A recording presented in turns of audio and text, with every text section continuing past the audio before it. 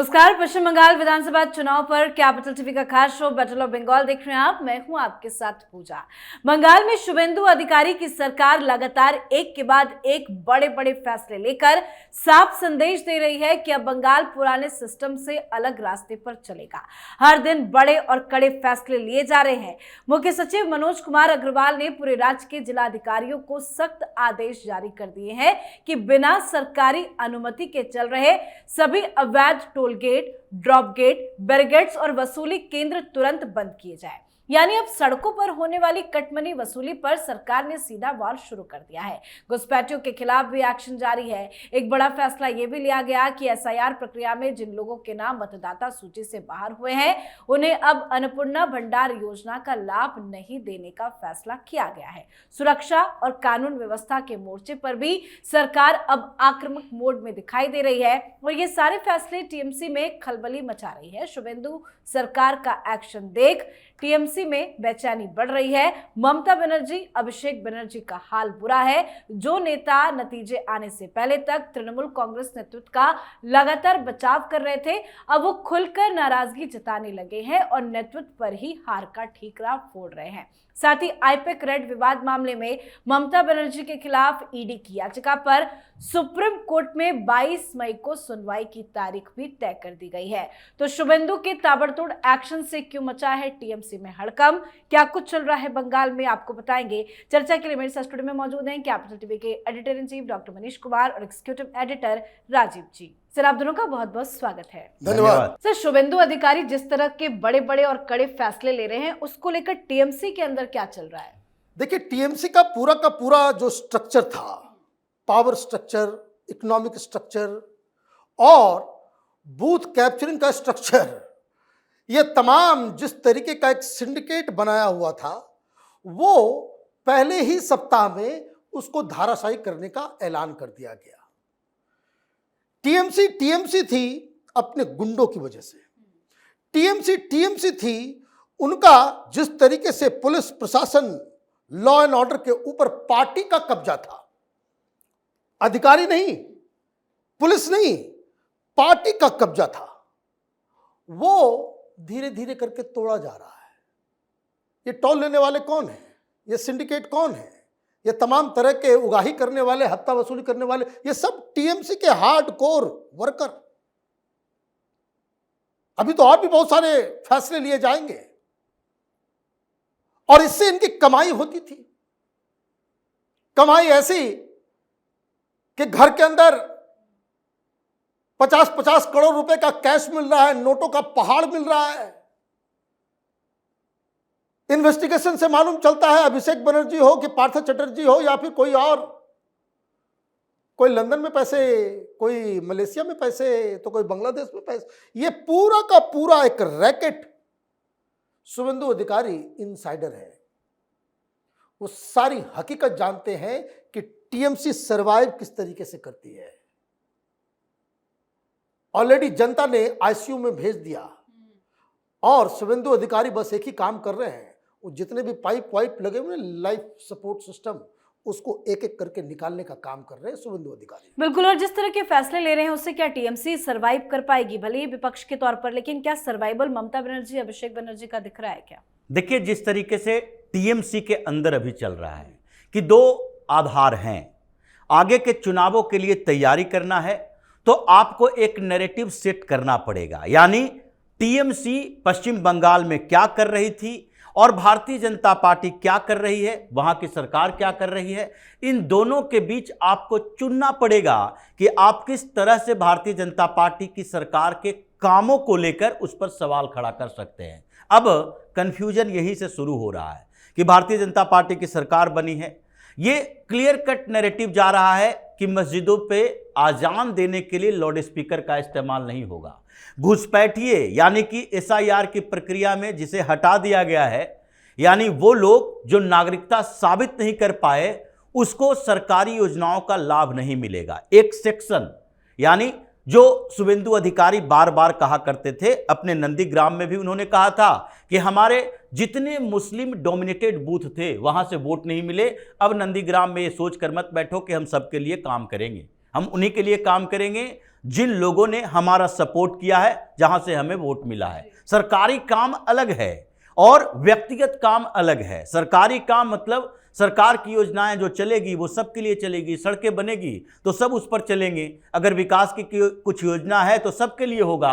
लेकिन व्यक्तिगत तौर पर, विधायक के तौर पर वो काम केवल उन्हीं लोगों के लिए होगा जो कि हमें सपोर्ट कर रहे हैं। तो जो नैरेटिव इन लोगों ने क्रिएट किया कि नहीं मुसलमानों के खिलाफ कार्रवाई तो होगी जो गलत करता हो, मुस्लिम माफियाओं के खिलाफ कार्रवाई होगी जो गलत करता हो, या फिर सिंडिकेट के खिलाफ कार्रवाई होगी, ये पशु तस्करों के खिलाफ कार्रवाई होगी। तो जो एक्शन लिए जा रहे हैं, ममता बनर्जी अगर उसका विरोध करती हैं तो फिर उनके लिए सरवाइव करना मुश्किल हो जाएगा। और अगर विरोध नहीं करती हैं, अगर साइलेंट मोड में रहती हैं, जिस तरीके से अभी दिख रहा है कि कंफ्यूजन में हैं, तो वैसी स्थिति में उनका सबसे बड़ा वोट आधार 2029 के लिए जो तैयारी चल रही है, यानी 25 से 30% मुस्लिम आबादी, ये मुसलमान उनसे नाराज होंगे कि हमारे सपोर्ट के लिए जो ममता बनर्जी पहले सीए के दौरान हंगामा खड़ा कर देती थी, आज हमारे खिलाफ कार्रवाई हो रही है और टीएमसी कुछ कर ही नहीं पा रही। ममता बनर्जी चुपचाप बैठी हैं, अपने सोशल मीडिया टीम से मीटिंग कर रही है कि नहीं नहीं आपको डरना नहीं है, बहादुर बनना है। कविताएं लिख रही है, तो कविताएं लिखने से राजनीति नहीं चलेगी।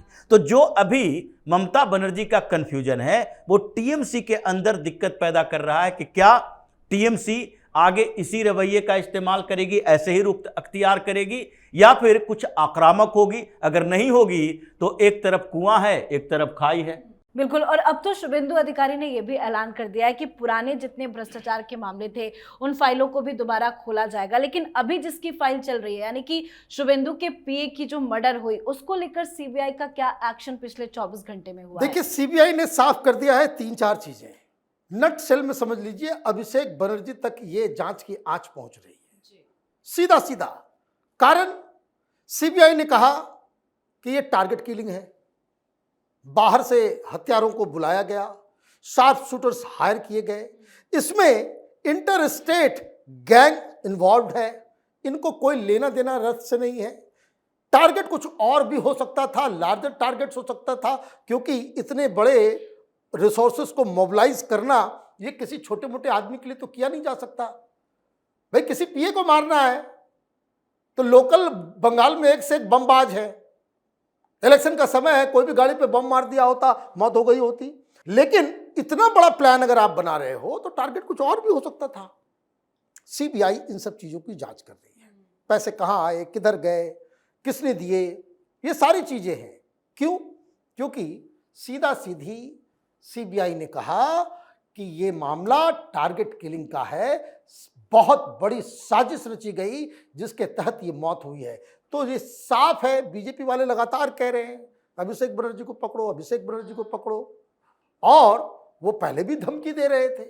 देखिए, ये सब प्लानिंग तब की है जब टीएमसी वालों को यह आभास नहीं था कि वो चुनाव हार जाएंगे, ये उनको इल्म नहीं था। वो अपने ओवर एस्टिमेट करने के, अपने आप को ओवर कॉन्फिडेंट समझते हुए उन्होंने ये काम तो कर दिया, लेकिन अब उनको सारी चीजों का भरपाई भी करना होगा। कहीं सीबीआई सबसे पहले अभिषेक बनर्जी को ही गिरफ्तार ना कर ले। क्या चल रहा है, जांच कहां तक पहुंची है? देखिए, गिरफ्तारी तो अभी नहीं कर सकते, लेकिन परेशानी होगी, पूछताछ तो होगी, और पूछताछ के लिए लोकल से लेकर ऊपर तक के पहुंचा जाएगा। जो सीबीआई अभी प्राथमिक तौर पर जांच के तरीके में इन्वॉल्व हुई और पहले ही ये कह चुकी है कि बड़ी कॉन्स्पिरेसी है, ये बड़ी कॉन्स्पिरेसी है, तो कॉन्स्पिरेसी करने वाले लोगों से पूछताछ भी होगी, छोटे एविडेंस को भी कम से कम खंगाला जाएगा। और जो एविडेंस अभी तक इन लोगों के पास मिले हैं, यानी पश्चिम बंगाल की पुलिस ने, सीआईडी ने जो इन्वेस्टिगेट करके दिए हैं, एक तरफ तो उसको बारीकी से देखा जा रहा है और दूसरी तरफ उस पहलू को भी देखा जा रहा है कि क्या सीआईडी की टीम से कुछ मिसिंग रह गया, क्योंकि उसने सीन रिक्रिएट करने का मतलब ही है कि वहां पर सैंपल इकट्ठे किए गए, कुछ फिंगरप्रिंट्स ऐसे रह गए थे, कुछ ब्लड सैंपल ऐसे रह गए थे, कुछ और सबूत मिल जाए, गाड़ी के ऊपर किसी और का फिंगरप्रिंट मिल जाए। तो जो अभी और लोगों की गिरफ्तारी की बात हो रही है कि यानी 3-4 लोग गिरफ्तार हुए। सीआईडी भी कह रहे हैं कि 8 से 10 लोग शामिल थे। सीबीआई वाले कह रहे हैं कि 12 से 15 लोग हो सकते हैं, उससे भी ज़्यादा हो सकते हैं, क्योंकि लंबे समय की प्लानिंग थी। तो इसका मतलब है कि कुछ रेकी करने वाले भी लोग होंगे। तो अभी सीसीटीवी फुटेज खंगाले जाएंगे कि पिछले 10-15 दिन से जितने बार शुभेंदु अधिकारी के काफिले में या शुभेंदु अधिकारी के साथ अगर चंद्रनाथ निकले हैं तो या शुभेंदु अधिकारी ही निकले हैं, तो उनके इर्द गिर्द कौन से ऐसे लोग जा रहे हैं जो कि अनजान हो। तो ऐसी स्थितियों में अभी कुछ और गिरफ्तारी होगी और उस गिरफ्तारी के बाद अगली कड़ी में पॉलिटिकल कनेक्शन दिखेगा और लास्ट में ही अभिषेक बनर्जी का नंबर आने वाला है। बिल्कुल सर, बहुत बहुत धन्यवाद सर आप दोनों का। धन्यवाद। तो पश्चिम बंगाल में सत्ता बदलने के बाद अब सबसे बड़ा असर अगर कहीं दिखाई दे रहा है तो वो है टीएमसी के अंदर बढ़ती बेचैनी, क्योंकि शुभेंदु अधिकारी सरकार जिस रफ्तार से फैसले ले रही है उसने तृणमूल कांग्रेस के कई नेताओं की नींद उड़ा दी है। सबसे ज्यादा घबराहट इसी बात को लेकर बताई जा रही है कि नई सरकार पुराने मामलों की परतें खोल रही है। ममता के सड़े गले सिस्टम की पोल पट्टी खोली जा रही है। टीएमसी के अंदर डर सिर्फ राजनीतिक नहीं, कानूनी भी है। जैसे जैसे जांच एजेंसियां सक्रिय हो रही है वैसे वैसे पुराने नेताओं और अधिकारियों के नाम भी चर्चा में धीरे धीरे आने लगे हैं और शुभेंदु अधिकारी के पीए मर्डर केस की जांच भी रफ्तार पकड़ चुकी है। तो इन तमाम खबरों पर आप भी अपनी राय कमेंट करके जरूर लिखिएगा। देखते रहिए कैपिटल टीवी। नमस्कार।